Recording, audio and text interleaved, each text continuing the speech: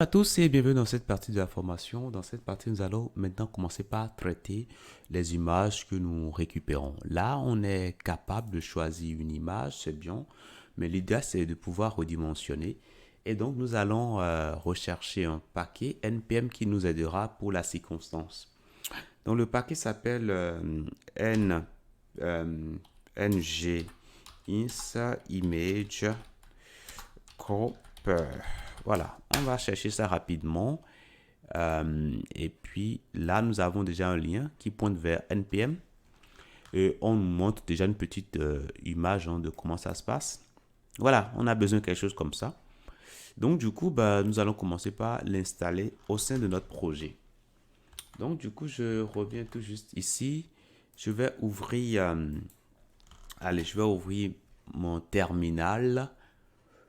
Bon, un autre terminal, hein, je vais pas bloquer ce terminal-là, je laisse comme ça et j'ouvre un autre terminal. Alors, vous pouvez venir sur le bouton que vous avez ici.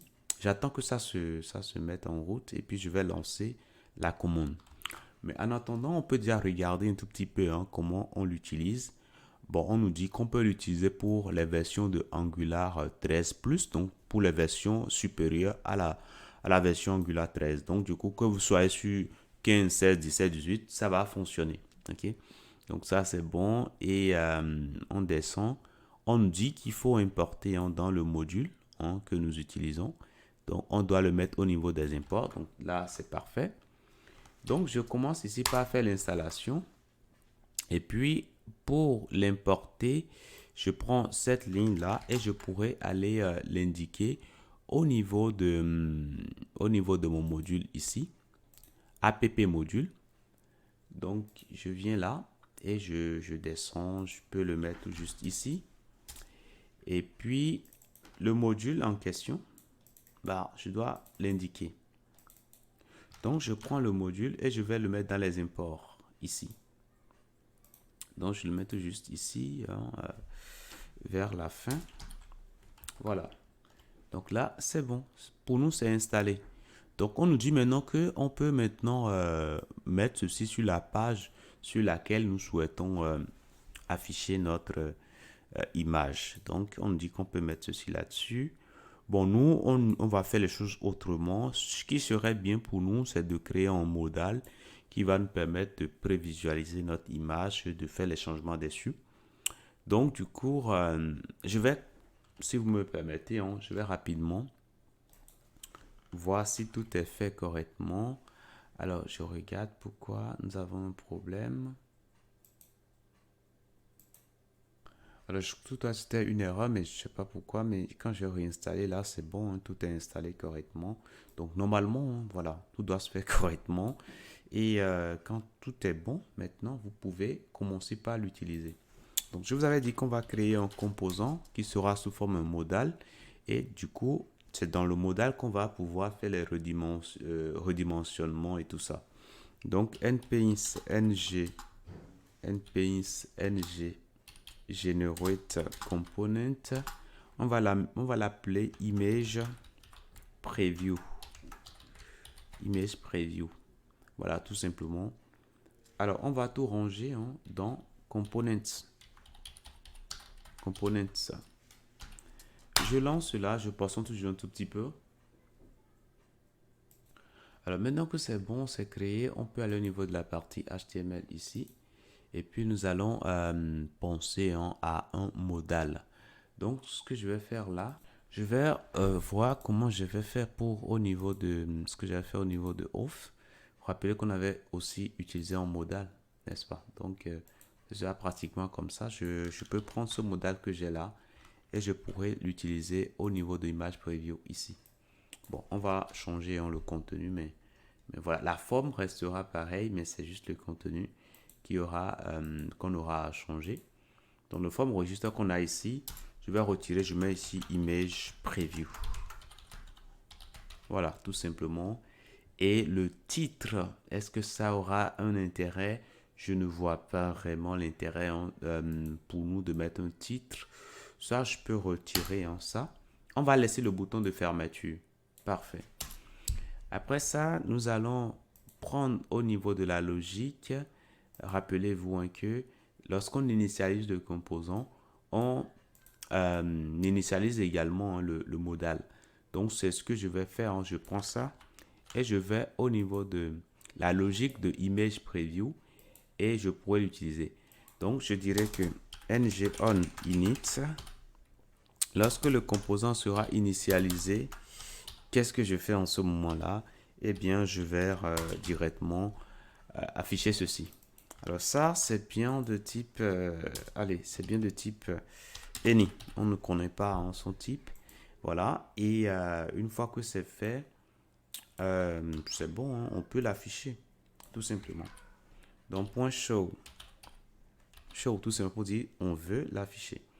Alors, ici, au niveau de mon modal, je vais préférer mettre un identifiant qui soit parlant.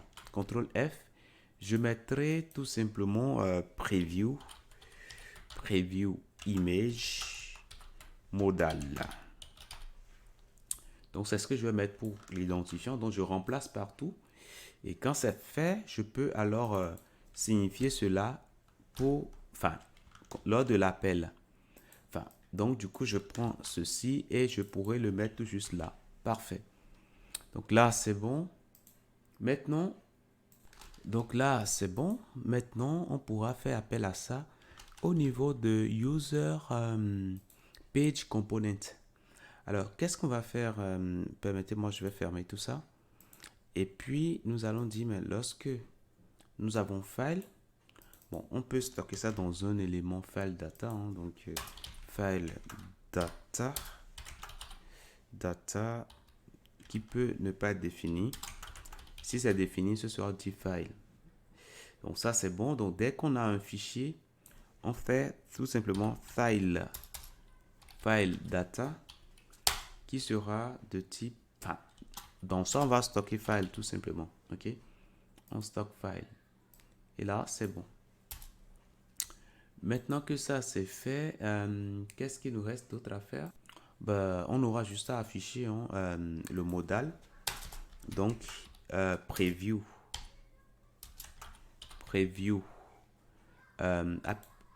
image.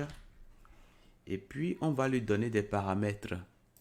Donc, excusez-moi, c'est plutôt ça. Donc, on va lui donner, on va l'afficher déjà à une condition. ngIf file data. Donc, quand c'est défini, on fait cela.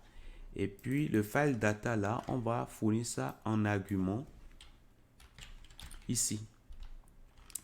Donc, on peut repartir au niveau de notre composant. Et puis, nous allons indiquer que nous attendons des données. Donc, output, nous attendons tout simplement, alors c'est plutôt input, hein, excusez-moi, input. Voilà, on attend ceci en paramètre. Ça peut ne pas être défini. Et quand c'est défini, ça doit être de type file. Donc là, c'est bon. Maintenant que cela est fait, on peut rapidement aller au niveau de la documentation pour continuer de voir hein, ce qu'on a à faire. Donc, vous voyez avec moi que ici, bon, on demande, il y a un input qui permet de choisir un fichier. Quand le fichier est choisi, systématiquement, on fait appel à la fonction file change event. Donc, file change event est ici. Et ça a pour objet simplement de mettre tout simplement l'événement dans image change event. Donc, ce que je vais faire ici, le modal qui va s'occuper de l'affichage hein, de l'image, je vais prendre son contenu, le contenu que j'ai là, et je pourrais l'utiliser au niveau de ce modal là, ici. Donc, je colle ça. Le constructeur, je vais indiquer la provenance hein, de ceci. Et puis, je vais indiquer également tout ceci, leur provenance. Donc, je reviens là et je vais au début ici. Je mets ça.